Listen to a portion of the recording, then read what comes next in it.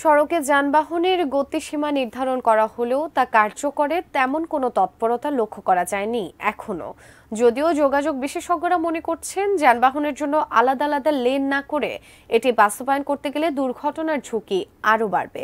শিবলুর রহমানের তোলা ছবিতে Monirul Islam Mintu report. Dhaka elevated expressway এই পথে চলাচলে সর্বোচ্চ গতিসীমা ৬০ কিলোমিটার। তবে সরেজমিনে দেখা যায় এই সীমা মানছে না কোনো যানবাহনই। হরহামেশাই এই গতি ১০০ কিলোমিটার বা এর চেয়ে বেশি হচ্ছে।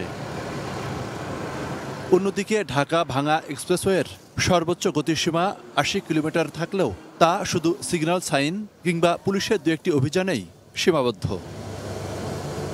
এদিকে শহরের ভেতরে মোটরসাইকেলের সর্বোচ্চ গতি ৩০ কিলোমিটার এবং অন্যান্য যানবাহন ঘন্টায় ৪০ কিলোমিটার নির্ধারণ বাস্তবসম্মত নয় দাবি মোটরসাইকেল চালকদের।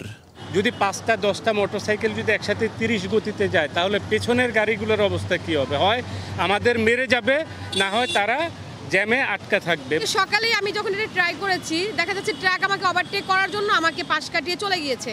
তাহলে এটা তো আমাদের জীবনের জন্য ঝুঁকি হয়ে গেল।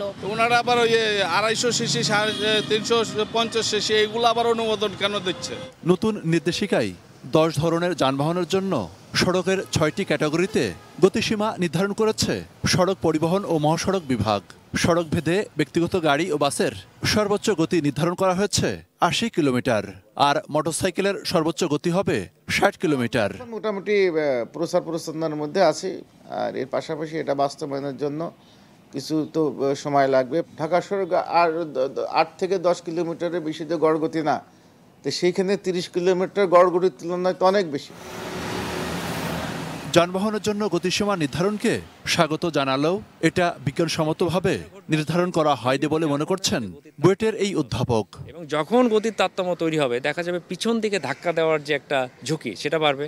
এবং যেহেতু আমাদের অনেক মহাসড়কের মাঝে এখনও বিভাজন নাই, পিছনের যে যানবাহন আছে তার গতিসীমা যদি বেশি হয়, সে কিন্তু অনেকটা বাধ্য হবে বারবার আপনার লেন পরিবর্তন করা বা ওভারটেকিং যে কথা বলি, সেই ওভারটেকিং করবে। তো ওভারটেকিং তো আমরা জানি একটা ঝুঁকিপূর্ণ পরিচালনা। যারা এই কমিটিতে কাজ করেছে তাদের আসলে প্রকৌশল জ্ঞানের সীমাবদ্ধতা আছে, ধারণা পরিষ্কার না।